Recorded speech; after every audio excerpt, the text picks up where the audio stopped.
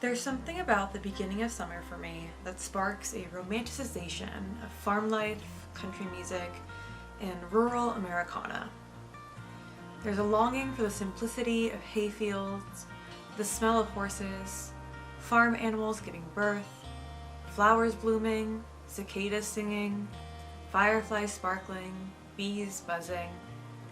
The casual feeling of summer, the cool breeze paired with warm sun, going perfectly with the attire of breezy fabrics and short sleeves. It's a cold glass of Coke after a long day outside, the 4th of July celebrations with hot dogs and fireworks, the sound of country music playing as you drive down dirt roads, the smell of fresh grass and magnolias. Farmcore, vintage Americana, country coquette, born to die summer, lasso summer, whatever you want to call it. It represents the common human desire of the quiet country life, the fun within the simplicity, the peacefulness and languidity we all love about a slow, hot summer. Hello friends, and welcome back to my channel. If you're new here, my name is Dion, and today we are talking about something I mentioned in my last video: country coquette, lasso summer, farmer's daughter. We're kind of blending in a couple of aesthetics here. But essentially what I said in my last video, which was a summer inspiration that I'm having, if you want to go check that out, is this very girly but still country and like breezy summer vibe. It reminds me a lot of like Born to Die, Lizzie Grant, Lana Del Rey era Lana Del Rey. It reminds me of sort of cottagecore, sort of farmcore, but a little bit more country, like a little bit skewed, a little bit more country. I'm a big cowgirl boot kind of person. I grew up in South Florida. I went to college in North Carolina. I lived in Texas. I rode horses for 10 years. Like, I love boots, I love country, so I'm always a big fan of that. And for me, my countryness always sparks when it's like starting to get warm. All of a sudden, the first like 70-degree day, I'm like, ooh, I want to turn on like Kiss Country real quick. And of course we have like Cowboy Carter by Beyonce that came out last month, and Lasso by Lana Del Rey, which is coming out in September. When I want to listen to country music is in the summertime. I want to be barefoot, southern summer barefoot blue jean night. Like, yes, I love Luke Bryan. Like, I want to wear my boots with denim shorts and a little top, or boots with a sundress. Like, I love that. You can't take that away from me. Also, do you guys love these flowers? My boyfriend and I went to a tulip farm. It was so fun, and we picked these out. We have some more in our kitchen, and my friend Maria got me these for my birthday when she visited last week. So sweet, absolutely obsessed. So like I said, I am sort of mixing a few different like aesthetic titles. But before you guys come for me saying that they're all different, they really are not. If you look up like farmer's daughter aesthetic through Pinterest and compare it to like country coquette, what that says, and then compare that to like lasso summer and see what that says on like Pinterest, it'll all sort of come up like a lot of the same inspiration. So they might have certain qualities that are different, but overall they kind of overlap. It's just like girly country, whatever you want to call that. That's the aesthetic we're talking about. And because it's heavily influenced by Lana Del Rey as well, like her vintage Americana aesthetic that she used to have, it's sort of also like the Born to Die Lasso summer. So it's influenced by Lana's country album that is coming out. We don't know the aesthetic for that yet. The countryness overlaps a lot with like the Americana-ness. They have a lot of overlap. And I think because Independence Day in the United States is in the summer, it's just like, woo! Eagle screech, like in the summertime. So the breakdown for this aesthetic is a lot of red. So where coquette might be a lot of pinks and whites and other colors, this is gonna be a lot of red as the main accent color, and then white. Like, white is a huge color in this as well. There's gonna be some blues and some pastel colors, and then like browns, obviously, because cowboy boots are gonna be a big part of this as well. But red and white I feel like are the big, and red, white, and blue, but red and white especially I feel like are very, very big in this. Icons of the aesthetic are Lizzie Grant, aka Lana Del Rey, and also Pearl / Maxine from X, which is an A24 film with Mia Goth. Her characters in that also very much influenced this. There's like a TikTok sound that mixes literally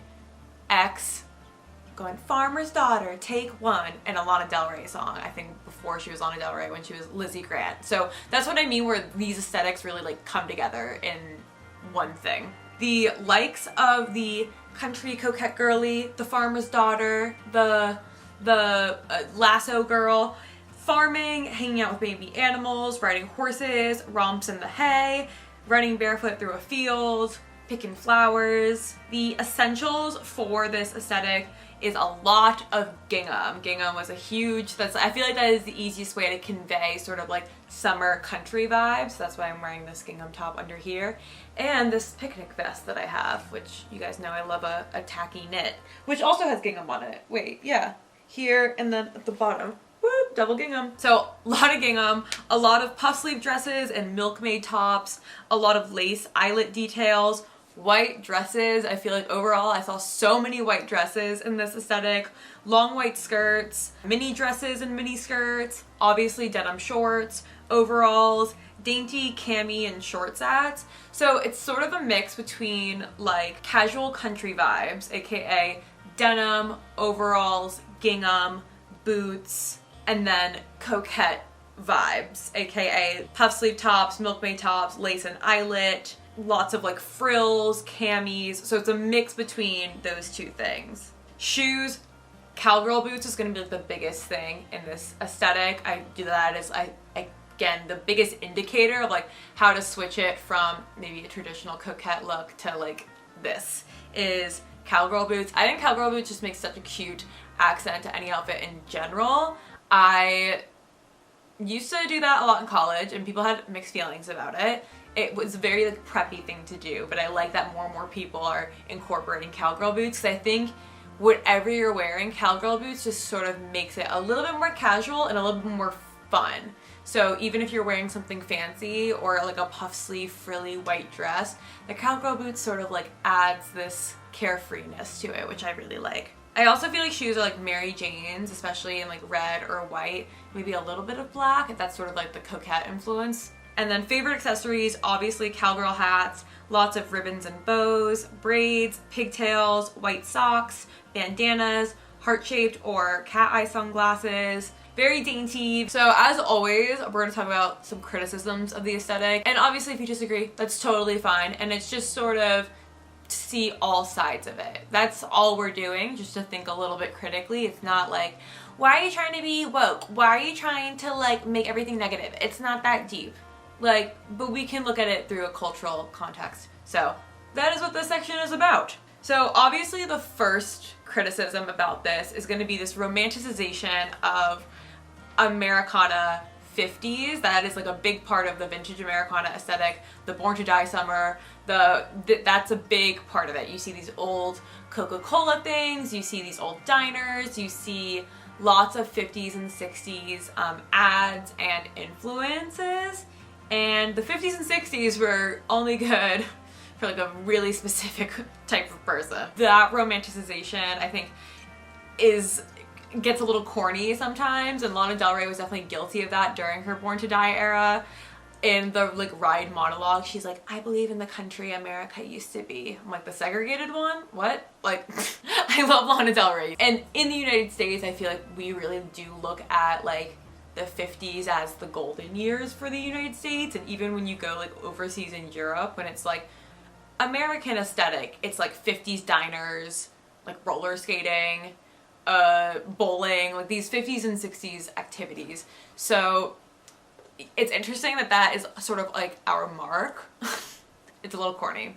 A little corny. Anytime we're going to romanticize some sort of era, we do have to look at like the context of that era as well. And in the United States, the 50s and 60s were incredibly hostile times in terms of like civil rights. It's for women and African Americans. So yeah. And with this romanticization of like 50s America, a big part of the vintage Americana aesthetic and coquette in a whole is Nabokov's Lolita and the film adaptations of that book, which is just a gross book. It's the American Psycho effect. Most people don't read that book. because they understand that he's an unreliable narrator. They read that book because they're like, love that. So that also has a lot to do with this sort of vintage Americana aesthetic. This coquette in general influence comes from this Nabokovian Lolita. Hello, JJ. My dog just busted in with the Kool-Aid Man. Another criticism I have on this is the exclusivity of what is country. Part of the reason why Beyonce did her Cowboy Carter album is because she felt really rejected by the country music awards when she went to perform with the Chicks. And Beyonce's from Texas, so it's like, and her mom is from Louisiana, so it's like, what? How is she not country? She's like literally from the South.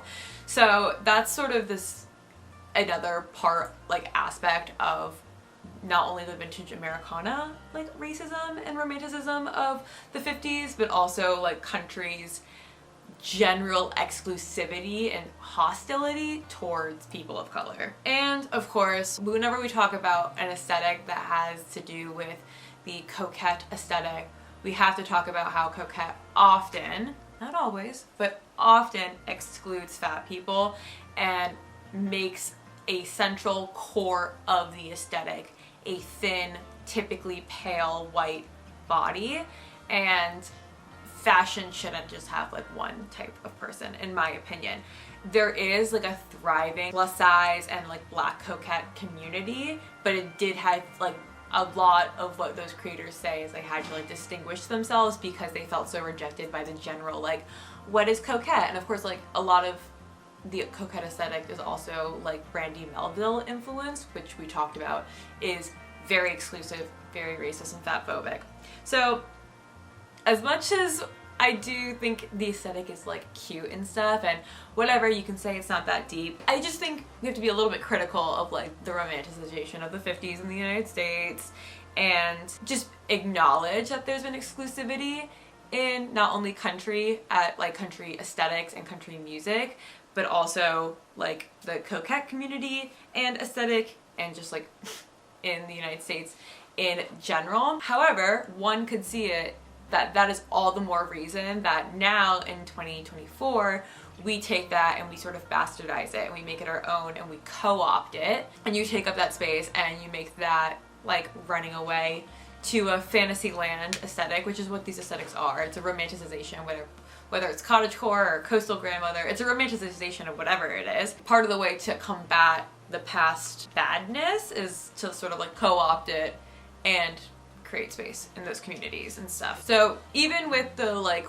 weird distant ties of this aesthetic and romanticization of Americana, country, rural 50s energy, it is 2024 and we can be inclusive, and I hope that this video shows you that. So yeah, those are my little criticisms. Again, you don't have to agree with them, but whenever we romanticize something, I think we should be looking at why we romanticize it and maybe the unromantic parts of it.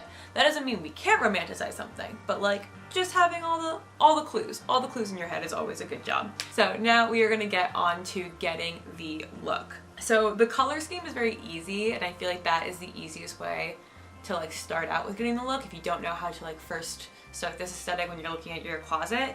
Red and white is going to be like your biggest indicators. So if you have red shoes, if you have a red top, if you have a red skirt, red ribbons, something like that, again with like white skirts, white like puffy sleeve tops, or a white dress, anything like that, but like gravitating towards those colors.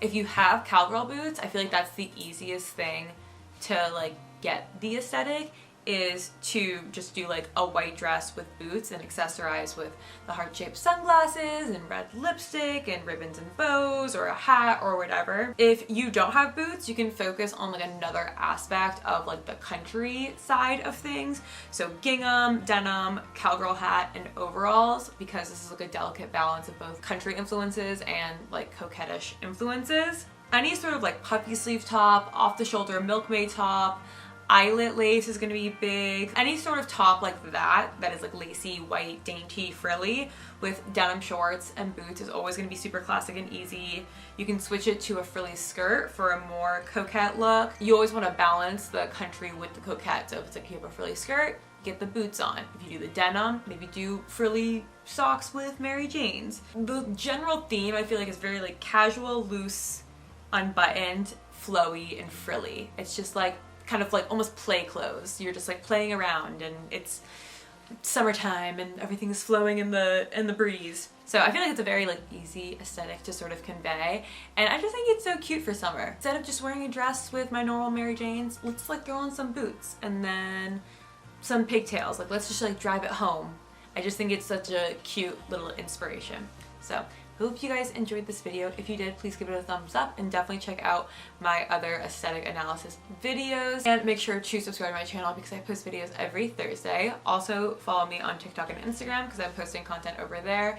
And if you're wondering why I haven't covered the Tortured Poets department, it's because I did a very long Patreon video. It's like 30 minutes long where we review the Tortured Poets Society together. So definitely check out my Patreon. I posted 2 videos a month that are on YouTube. So this month is going to be the Tortured Poets Department album review and training for my half marathon vlog, and last month was some get ready with me's. So we're doing some fun stuff over on my Patreon. Definitely make sure to check it out if you want to support me and my content.